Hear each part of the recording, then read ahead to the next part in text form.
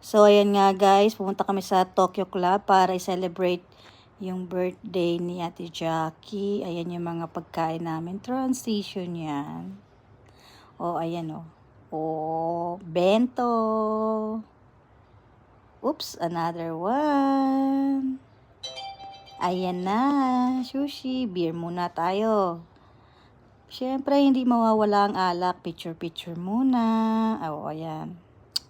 After namin kumain sa labas, sinelebrate namin ang birthday niya sa bahay. Ayan, nagulat siya. Happy birthday to you. Happy birthday, happy birthday. Happy birthday to you. Ayan. Blow the candle. Make a wish.